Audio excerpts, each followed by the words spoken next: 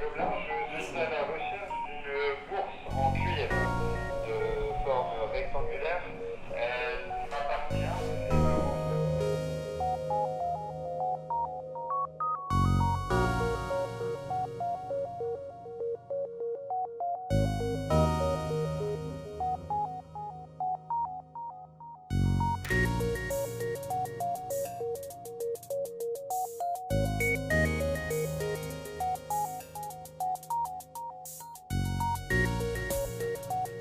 On va faire la chasse au trésor et on a hâte de commencer.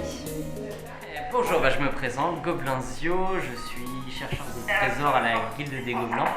On a réussi à s'infiltrer à Diantre pour pouvoir investiguer sur un trésor qui s'agit des 400 000 marques de Leuzen, le trésor de la bataille de Bouvines. Alors c'est génial parce que nous on a l'habitude de porter des masques pour dissimuler nos identités. Quel meilleur endroit où il y a du cosplay pour passer inaperçu dans la foule. Donc en fait, Goutte de Vie, c'est une société qui est en partenariat avec Immersion à Lille. Immersion Lille, c'est un parcours aventure qui se trouve à Leuzen.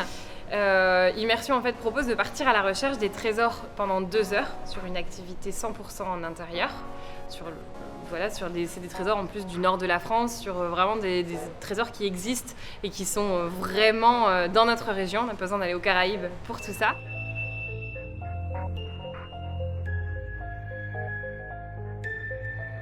Je m'appelle Thomas Munier, je suis auteur de jeux de rôle. Je fais partie du collectif Courant Alternatif. Et donc je fais essentiellement, mais pas que, mais essentiellement des jeux de rôle qui sont situés dans l'univers forestier de Milvaux. Donc c'est notre monde en fait qui est tombé en ruine, qui a été envahi par la forêt. La particularité de Milvaux, c'est que c'est un univers dans le domaine public et donc n'importe quel auteur ou éditeur peut s'en emparer, l'incorporer à ses univers.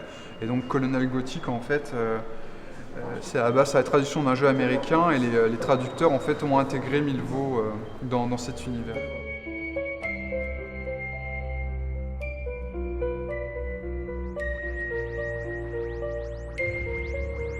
Là, le stand, c'est le stand des courants alternatifs. Donc, c'est une communauté d'auteurs de jeux de rôle.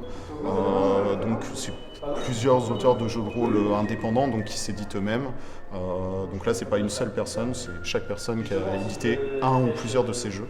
Et c'est une communauté d'entraide, donc le même forum où les gens se regroupent, s'échangent des idées, s'échangent des conseils sur, on va dire, les développements des jeux, mais aussi sur le technique, où les imprimer, comment les imprimer, les choses dans ce goût. Et aussi, du coup, se réunit de temps en temps sur des conventions pour tenter de présenter tout le monde un peu en masse.